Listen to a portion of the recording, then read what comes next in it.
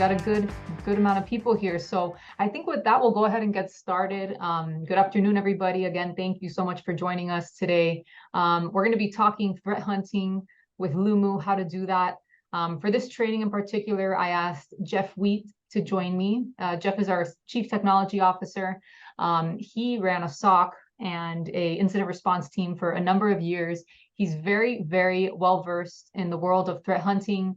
And I know he has a lot of great insights to share with us today. So invited him to kind of show us around the product and from his firsthand experience, sort of show us how he would leverage Lumu with his team to discover, threats and to conduct threat hunting exercises. So with that, we'll go ahead and get started. I just have a little bit of an intro about threat hunting, kind of what the steps are, and then Jeff will take it away. He's going to show us kind of the hands-on experience with the product and how to do that with Lumu successfully. So without further ado, before we get started though, I did want to ask everybody on the training today, are you guys currently doing any kind of threat hunting? I wanted to do a poll. That poll should come up here very shortly. And we were just wondering, are you currently doing threat hunting? Are you doing any kind of proactive threat hunting in your organization? Or is this something that you're not doing yet? Maybe this is something you're not super familiar with. Just kind of want to get a read of the room. All right, we have some answers coming in. Looks like a pretty even split. Everybody knows what threat hunting is, it seems, but there's a split between whether you're doing it or not. Pretty even, almost like 50-50, 45 to 55. 45% are doing it. 50, oh, we're even now. We're totally 50-50. All right. So it looks like we have a mix of different people, some actively threat hunting, some not, and some here to learn a little bit more about it. So yeah, let's go ahead and get started. Really, threat hunting is different for every organization, but essentially it comes down to, looking for threats that weren't detected by other elements of your cybersecurity stack, right? Looking for malicious actors that might be hiding in the network, something that, they may have bypassed specific protocols that you have in place. That's really kind of the idea when it comes to threat hunting. Jeff, do you have any kind of anecdotes or anything from your experience about threat hunting that you'd like to share? In terms of experiences with it and stuff, I mean, I think there's a misconception in the industry that once you block things, you're done, right? The blocking's part of it, and it's a very important part of it, and how fast you do it is critical. But once it's in, you still need to do active threat hunting to see if anything was left behind. These threat actors are very organized. They've got a very good process, and one of the processes they do is when they exploit something, they leave things behind so they can go back to that. They can retreat back. Think of it as battle, right? They keep a rear position as they move into your network. As you work them out, they still go because they can go lateral out of those. So the threat hunting is critical in knowing everywhere they've been. Visibility is key, right? Yeah. All threats come from somewhere and they use the network. So that's where your visibility is most critical. Absolutely. And just kind of across the industry, there are different ways that, Forrester defines threat hunting and other kind of industry leaders, right? But generally speaking, it comes down to these three steps, right? You have the trigger, which is something that maybe calls your attention, something that's out of the ordinary, that may lead you to believe that there's something deeper going on here. So that's kind of usually going to point you in a certain direction when it comes to threat hunting. Then you have your investigation, which is investigating that, right? You know that something isn't maybe right, or you have kind of an indication that there's some kind of something going on in your cyber stack that needs to be addressed, and that needs to be investigated. So you're kind of investigating now what it is that was discovered. And then the resolution is really that remediation, however you need to do that, right? Being able to respond to that, being able to close that threat up, or understand what element of your cyber stack really needs to be addressed there. So those are just kind of the steps, generally speaking, when it comes to threat hunting. And today we're going to talk about how Lumu plays into those different steps and which elements of our solution help threat hunters be successful in these three different areas. And that's really what Jeff's going to walk us through. Jeff, anything to add here before we kind of dive in? No, just that we're going to walk you through this step by step and show you how Yeah, this progresses through the system. We do it rapidly, but it's good to see it in context here across the different levels. And again, you're going to have triggers. You have the things that cause you to go into a further investigation. Those can be straightforward. They can be a little bit deeper. The investigation itself, you need to know, that's where that visibility comes in, all the things that were involved. And then the resolution, if you didn't write it down, it didn't happen. In the DoD parlance where I come from, we have after action reports or, hot washes if you're Navy. It's always about getting better and learning, what the enemy is doing, what you're doing to thwart them, knowing their techniques and tactics and protocols, and then how you're dealing with it. So that's all a part of the resolution and tying that all up and finishing it off. absolutely. And yeah, just so what Jeff's really going to dive into now, he's going to give examples in different contexts. So we're going to start with the trigger as sort of the first thing that we see in the Lumu product. And we're going to start with just an incident, and then we're going to go through the process of an incident, of the investigation, of the resolution. And then after that, we're going to do a playback related incident, which is kind of like retrospective threat hunting, and then the investigation and resolution of that as well. So two things there that we're going to take a look at. Jeff, I'm going to pass it back over to you. I'll stop sharing on my side so that you can share your screen. All right. Can you see my screen okay? Yeah, looks good. Okay. So this is the platform itself. So, but before I go into the incidents themselves and stuff, I kind of want to talk a little bit of theory of strategic at top. As Nikki mentioned, I've run large SOCs, and stuff, and it's a process of either organizing your people or organizing yourself. Sometimes there just aren't enough time in the day. You've got to get to, I call it big rocks, medium rocks, little rocks, right? You got to do the big rocks fast. So with any platform, any visibility, you have to have the ability to know what those big rocks are. And we recognize that at Lumo. We're set up to allow you to do that. I'll show you an example here. Yeah, these are the incidents. The first set of triggers. This is Lumu telling you that you've had a communication inside your network going out to a bad location out. So all those require some attention.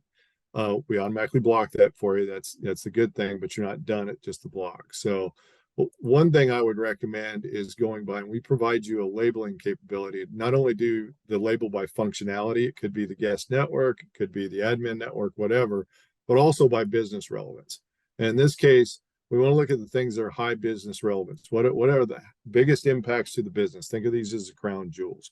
So what I did was I just filtered this set of incidents that came in from Lumu by high. And now I'm going to go into those and look. And there's a couple things I look for first. When I go in, I'm looking for multiple contacts.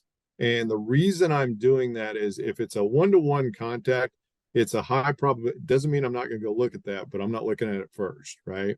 What it probably means is Lumu caught it, burst out, got it, stopped it, we're done. You make a note of it, what's going. The ones that have multiple contacts those are usually more sophisticated attack and there's a more probability of spread.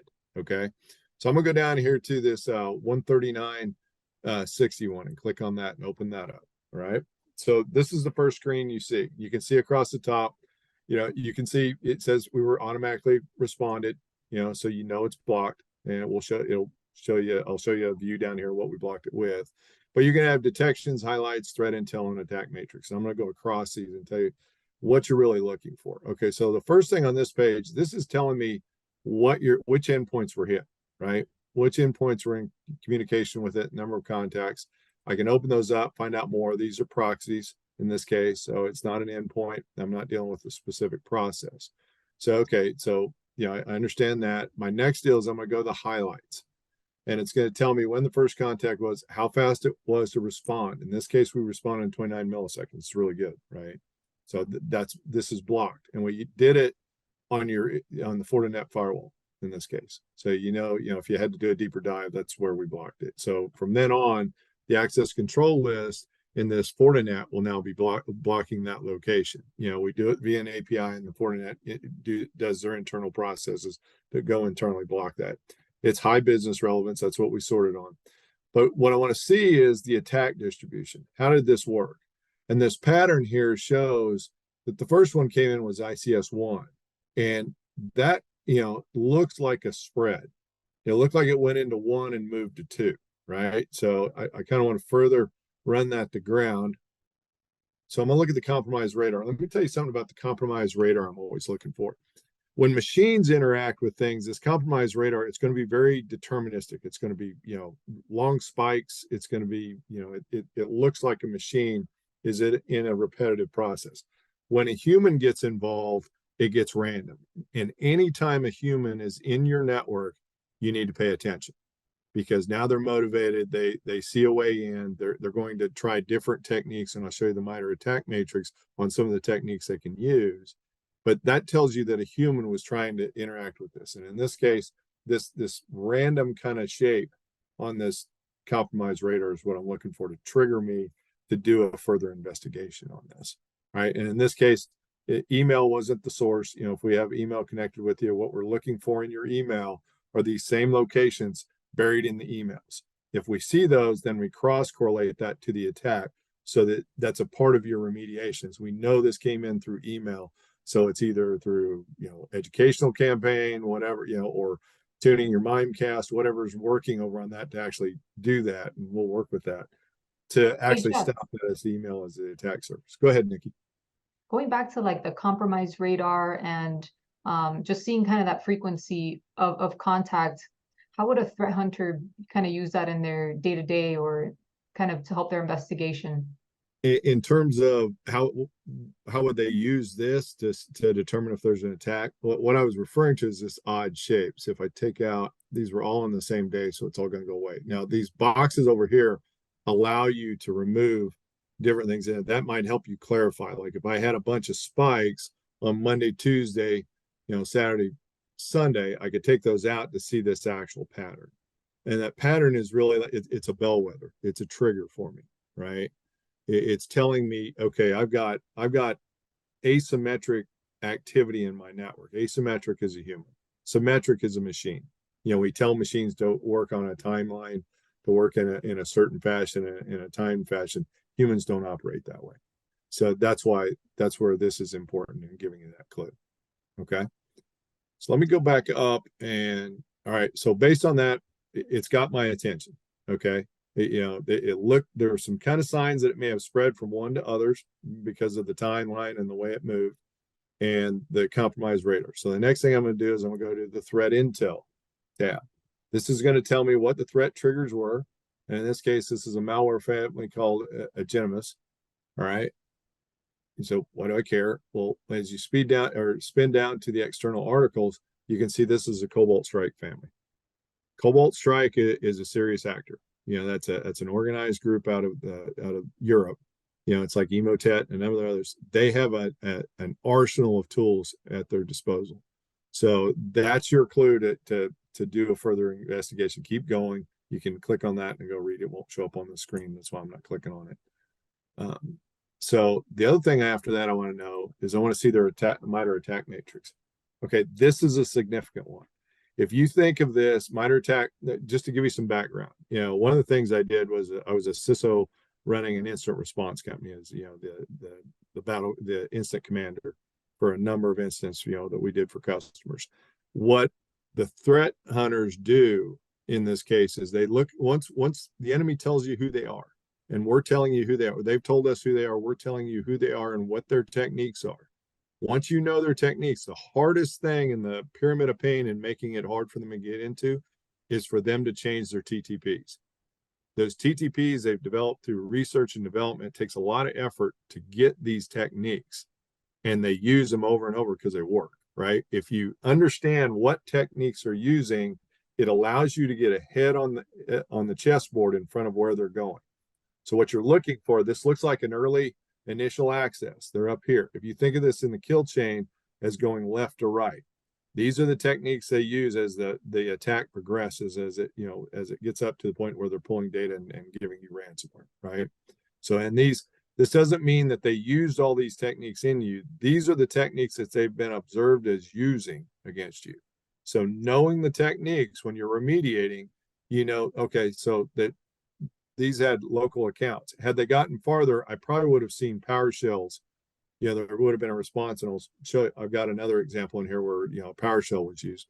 PowerShells are legitimate, but bad guys use them in a living off the land attack is what they call it. They basically use legitimate process, and then they put commands within those processes. They take over the process, right? So in this case, these actors are one of their next steps is to try and execute things on endpoints with PowerShells, right? So that would be something I would look forward, forward looking to see. Yeah, I'd go to any of those two locations, and I'll show you from an operational flow how I would annotate that to tell someone for a deeper investigation, go make sure no PowerShells were installed on these two servers, right? That would be that follow-on remediation and stuff that we're going to get to.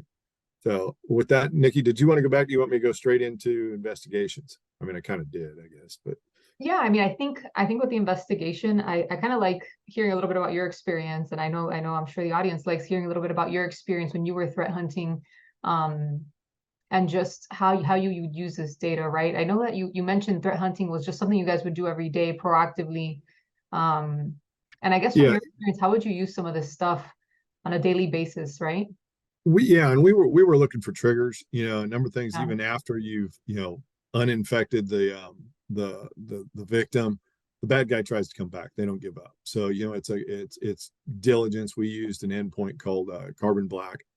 And then it was constant diligence on watching all the alerts that were coming out of Carbon Black to see signs that they were using any of these techniques on this line to come back in. But Mhm. the thing that I wish I had at that point, and I honestly say this, I wish I had Lumu, because one of the things that happens is because the bad guys use legitimate processes, those endpoints are going to flare them. But the problem is when it's a legitimate process, the endpoints don't want to overreact. They don't want to send you too many false positives. So what they're going to do is they're going to put a lower priority on them. So, in Carbon Black speak, it's a P3 or a P4, right? And you see P7s, P8s, you're all over it. P3s, P4s, you're kind of managing your time on which ones you can go look at. Well, the problem is I didn't know which one of those P3s, P4s I was going to look at. It kind of became random sample. If I got 30 of them, I can get to 10 of them. These 10 look the most interesting to me on a high level. The thing is with Lumu, when I showed you, I'll go back to it with the highlights. And this one wasn't a server, so I didn't, it's a server, so I didn't see a process. But in some of our other examples that I'm going to show you, we're going to show you who was logged in and what process. It'll show up right here where my arrow is. And what that would tell me if I had that in that same scenario is instead of me having to parse through 30 of them to see which ones are interesting, I just told you in Lumen. I said, this process tried to use a PowerShell and they tried to go to this location. That's going to take me right to that alert that's in that EDR. And that's going to rapidly increase my response in that EDR, right? I know it's bad. That was a bad guy trying to do a PowerShell. My alerts are off the chart, right? So those are the kind of things from an operational efficiency where Lumu can make your existing platforms so much better. It can make the way your operational flow so much better. That's what we're about. Is we're trying, and when I was running a SOC, the industry average lines up with what I experienced. It took about 10 minutes to do an investigation, right? Anything I picked out to investigate, usually by the time I got to a go no go deeper whatever, it took about 10 minutes. We're finding it takes a minute or less because we've automated that threat hunting process. All these things I'm showing to you are automated and there for you. That's not necessarily the case in a number of other things. Even with the SIM, where it gives you a bunch of events, you've got to parse that together to get to the point to know, just the part of understanding whether I need to investigate is in upwards of about 10 minutes at least. And that's if you're good, that's if you set things up right and understand that. So that's one of the really large powers that Lumu brings is not only are we doing things good for you, and it wasn't lost on me that 50% of you are doing thread hunting and 50% aren't. I'm hoping that after Lumu that that 50 that aren't raises that the reason you're not is because either you don't have that visibility or it's just too it's too involved, you're buried. So we're hoping that this gives you that ability to do that, to to kind of flip that number to maybe 75 to 25. And then some people you just look, just we're blocking it for you so you're good. That's right. So I get that, but we're hoping this kind of thing reaches out to those groups so you can do those deeper dives. So sorry, that's kind of a long answer to your question, Nikki. No, that's good. I think it's good to also touch on remediation, right? Like just talking a little bit about how the email reports here are going to play a role, the operational timeline, just to collaborate as a team, right, on certain things and the response automation. So if, maybe just talk a little bit about that part of the, Yeah, and look, I always had a saying with my people: if you didn't write it down, it didn't happen, right? It's why we have after action reports in the DoD. It's like, it's collective knowledge. We learn from our we will learn from our losses more than we do our wins. Really. yeah, So everything needs to be documented. In this case, this would be one I would come down here into the take action deal, and I would say to start working. I would put a note in here, and I'd say, please. It's gonna be bad. Please check these servers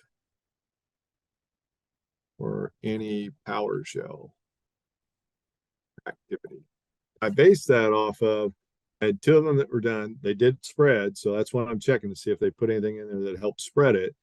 But also, that was one of their TTPs, is they use PowerShells. It's the next step in the deal. That's the thing. You're staying one step ahead of them, right? So what I'm telling is my team, or myself in some cases, that because I might go through this as a triage. yeah. I may go through and line up all the things really quickly, because this may not be the most important thing I get to today. But I gotta work it off and balance them and said, okay, and then I'll come back, and then this gives myself a note, or my team a note, to go out and look for those PowerShells and start, doing a scrub on the servers. Makes sense. Awesome. I won't hit that because we use this to demo, and it'll take it off the screen. Yeah, and then I think the email report feature is a good one here too, about just the ability to share the incident. Is that something, you would have, Oh yeah. oh Okay. yeah, So what happens is all this context that I just showed you can be passed on to your team. So after sending that, if I'm sending it on to a team, or whatever, I'm going to put it in here. It's going to pass this context via email to someone. So depending on how your operational flow is, and if you're the taskmaster and you're sending that down to people to do, break fix or whatever, to scrub the machine, like I may tell them, hey, bare metal this thing, or whatever. This would be the way to do it, and this is the actual context. Now, if some of you are lucky enough to have SIMs or whatever, you can export it via Stix Taxi and forward that to the SIM. So the SIM can ingest that. That's a standardized format. And I'll go into more here. So if I get back in the instance and I open them up, I'm going to show you something here. This is another way. This is the detail. Well, I'm going to show you how you can get into actually more on the detail on it, where you can reset the zoom. Sorry. Oh my, a little bit. Look at the wrong one. I'll pick another one.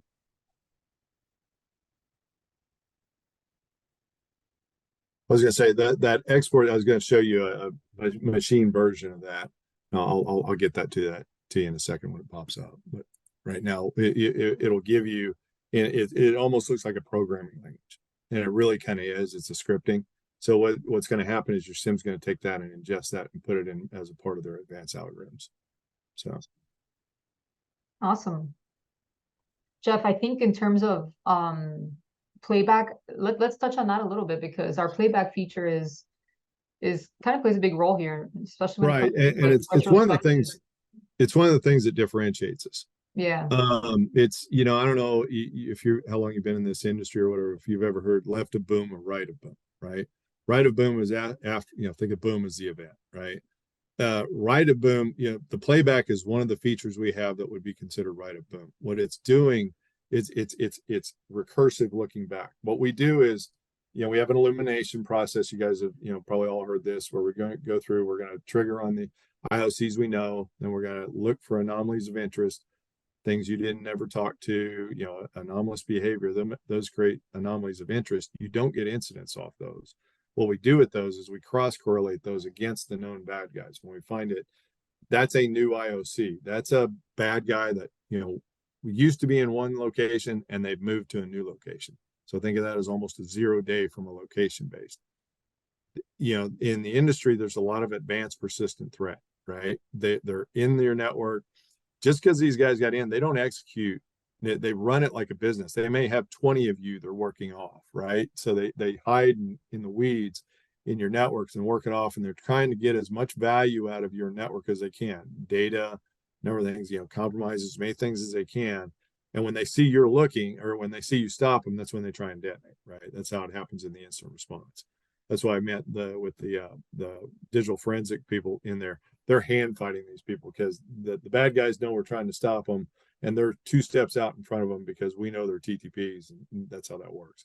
So with playback, what we do is all that data that didn't trigger for an event previously, we hold up to 2 years of that data. So we can look backwards up to 2 years in your data to find everything that contacted what is now known as a bad IOC.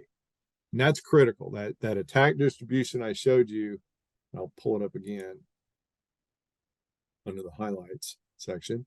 This attack distribution here, in a playback situation, if they've been in there a long time and have spread out, that'll be very obvious in this space.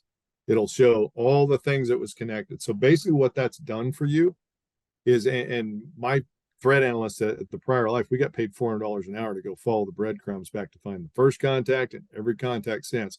We're giving this to you at machine speed. So that's another thing, what we mean by the automation of the threat process. So you're going to see every device that you need to go back and check. I mean, and it's also going to show up in the compromised radar. It's going to be all, this is going to be a very random pattern, a big blot, von Neumann ink blot of where they've been in the network. But this is what you're going to use to go and do your remediation process to do it back. We've stopped it. We found it and stopped it. But you need to go back because once they figure out it stopped, they may try to come in from a different angle, and you've got to get out in front of them and get those stopped. But that's right. A boom is that we're acting recursively and going back and finding everything within the network that needs to be dealt with from this new IOC. So no one else I know does that. So that's another, and that's a trigger. Playbacks in general in this view are a trigger. Now, what designates a playback in here? There's 2 ways you can find playbacks in here. One, look for the little clock, right? That's telling you it's a playback. The other is through the filters. You can filter by playback related. We'll just apply it here. I'll show you how it sorts it up. So when it does that, what I'm looking for, again, I'm looking over here at the number of endpoints, number of contacts. If the playback's just a 1-1, it's more than likely they tried in the past. They were unsuccessful. Either your endpoint or something stopped them, and they've tried again, right? So that's it. What I'm looking for are ones that have more, that contacted multiple. That's going to be the first level of gate I look at. Now, in this case, it's just one individual. Windows agent, remember I said, we're going to see who's logged in, what they're using. They're using Firefox. So they were trying to connect to this Firefox. We didn't know it was bad. It's probably not that big a deal because they were probably just going to the same location. Someone in sales. Go down. This is what I meant by it's just linear.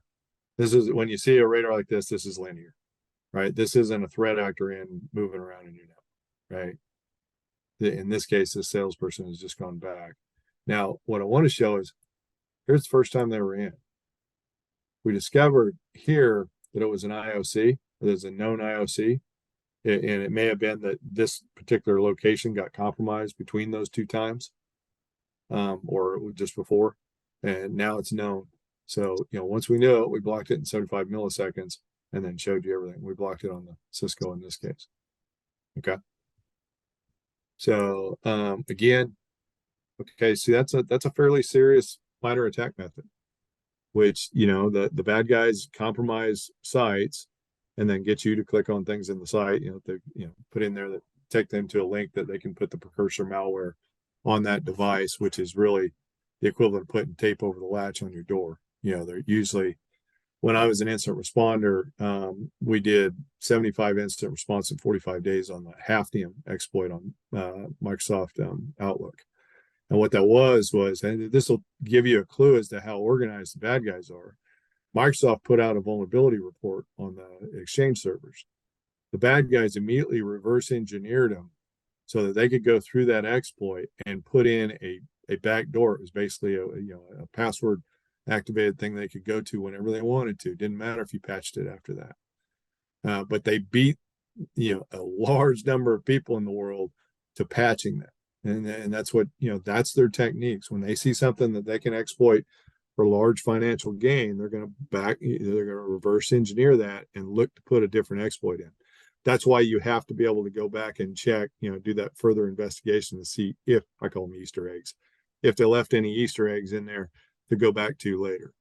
So that's the purpose of that. Now I will show you one that doesn't look this big and scary in the MITRE. So you kind of have an alternative version of, okay, this is an application deal. It's the front end of the process. They're just trying, it might be a botnet that's just trying to, do adware and those kind of things. So I'll show you the difference. So Nikki, you have anything you want to point me at or get me in that direction? No, I think you really covered it here. Okay. Yeah. Let me pick this one. Look, I'm just going to randomly. Okay, this is an example where the attack matrix is a little bit more simple. It is. They are trying to install a malicious file. It's not an organized group.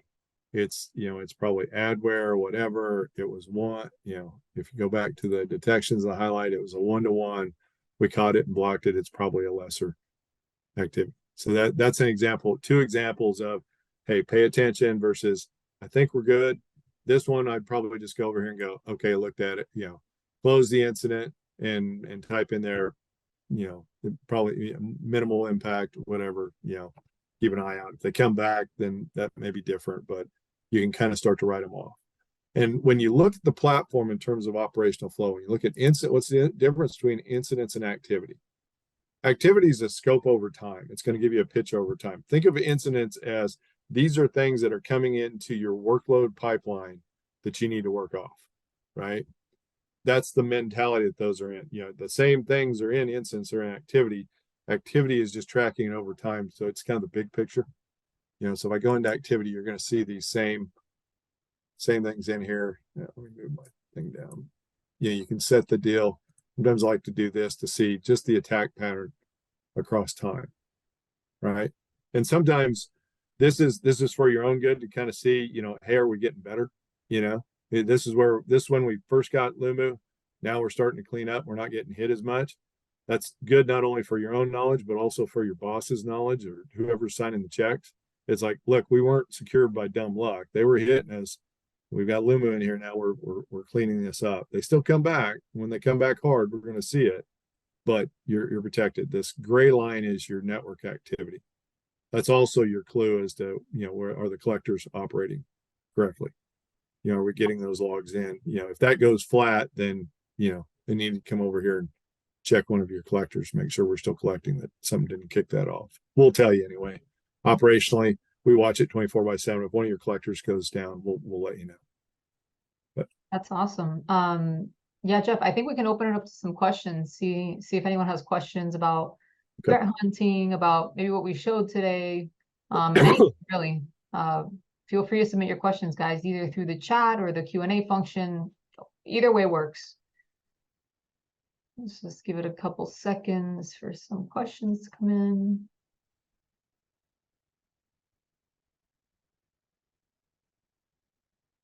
Don't be shy, guys. While you're doing that, what I'm doing is I'm doing filters. And to me, command and control is the most serious one I worry about. That's someone actively trying to command and control your environment. So sometimes I'll narrow that, and they're usually high, right? Jeff, I have one question here about, sure. Do we integrate with Microsoft Defender? We do. We just announced this.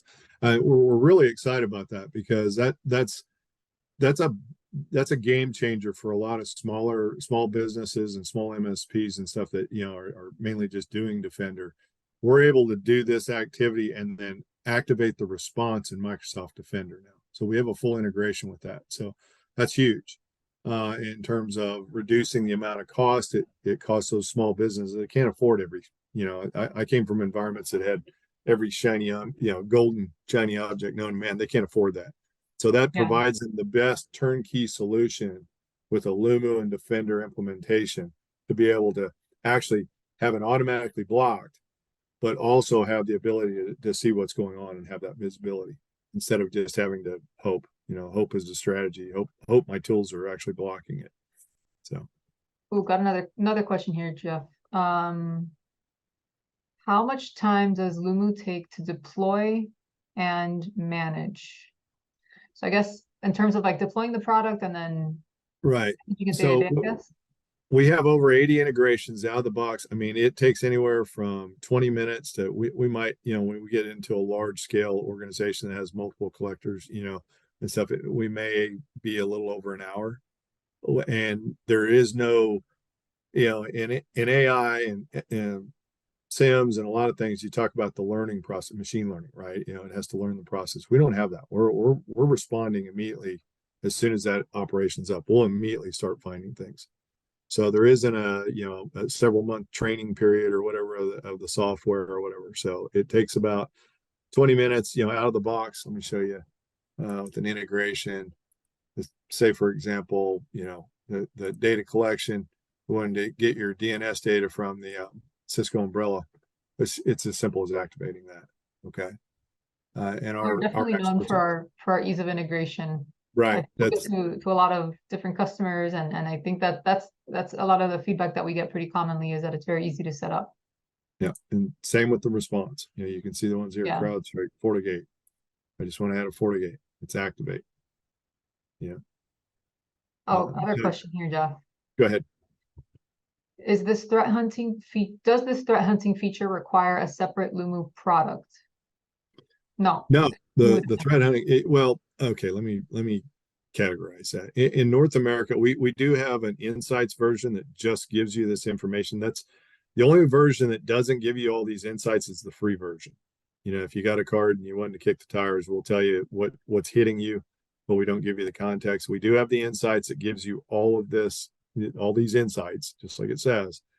But Defender is the one that we have that has the automated block. I'll tell you, with where we're at in the industry and stuff and in North America, if this is my personal opinion, if I'm just giving you alerts, I'm not necessarily helping you. You've got alert fatigue. I don't want to give you more alerts. I want to give you actions. So Defender is the full up blocking of the deal. But if you just wanted the alerts, the alerts and the context, you can get that at a lesser cost from us for insights. It's just I've found most of those organizations that do that, they're doing that for cost cutting reasons, and then they come back and they're upset because they got hacked. Well, you got hacked because you didn't block it. Yeah. So we do offer it though. If you go on the web page, there are you can see insights and Defender and the differences in price. But yeah, just to clarify, it's not a separate product. It's technically like what you've seen here No, today, yeah. Defender. Yeah. Sorry, we don't play those kind of games. I know the vendors sometimes do that. Oh, you want tires on that car? It's like we don't do that. We base our pricing based on the number of assets. And that's a scoping question. That's to kind of judge the size, and then we give you the price, and that's the price, right? There's no maintenance fees. There's no you got to buy a piece of hardware, and you're going to have to get a mirrored port, so you got to get a Gigamon. There's none of that with this. It's software as a service. We collect at the enterprise with a virtual machine. The advantage to that is we collect at the enterprise with a virtual machine. For your cloud environments, we have APIs. And for your remote workforce, we do have agents that work on Mac, Microsoft, and Linux. All right. Now, you could put agents in your network, in the enterprise if you wanted to. It's just one of the advantages of collecting with that virtual machine is it blocks one of the gaps in the industry. Because if any of your cameras, your printers, your operational technology, your IoT, SCADA, any medical devices, things that you can't put agents on, if those are communicating with the threat actor, we're going to catch that. And that's a huge gap in the industry. We rely heavily on EDRs and whatever else, which I love EDRs. We interface with them. But that covers that gap of those things that can't have an EDR on it, be it the FDA won't allow you to in a medical device, or it's a SCADA and it just doesn't have, you just can't, it's proprietary, you can't put an agent on, right? So we cover all that. That's a huge gap that we cover in the attack surface. Jeff, one last question here. I don't see any others. Can this replace my SIEM? The answer is yes. We have had people replace your SIM. Let me explain that.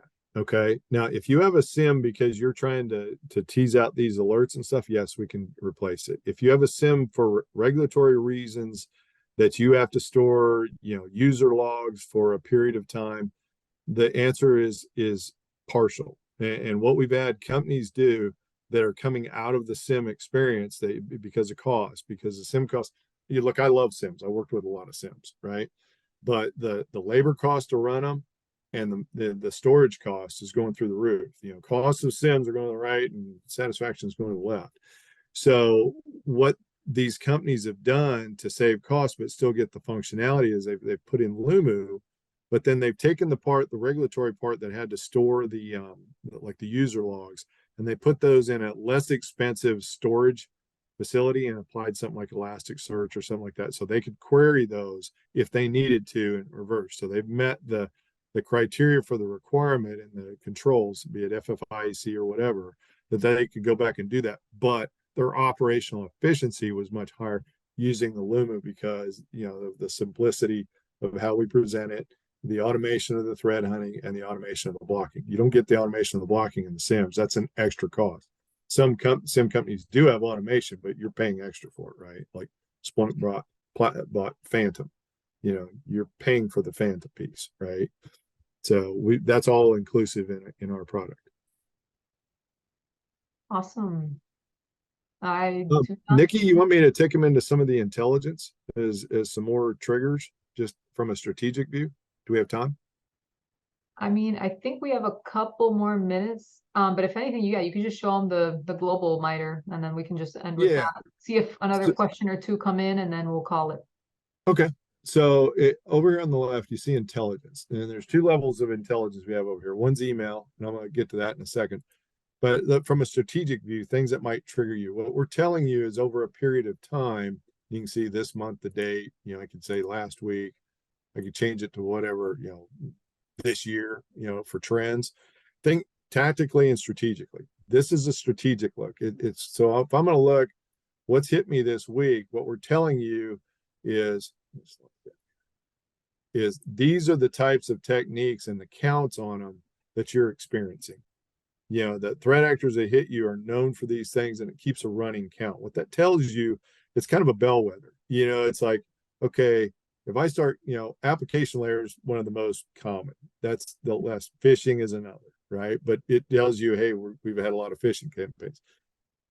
But if I start seeing automated exfiltration going up at a rapid rate, that's going to get my attention, and I'm going to look for that back in the incidents themselves. It's going to help drive what I'm looking for in the instance. It tells me these are more advanced techniques. Exfiltration, is one thing, they're known for that, but if they're actually executing on it, if some of those locations I said were hit happen to be a database with PII data in it, you see the context matters, right? What it hits matters. That's why the labeling matters. That's why you want to label your crown jewels so that what's the most important thing in the company, and if it's important to you, it's important to the bad guy because they're using leverage to get that ransom.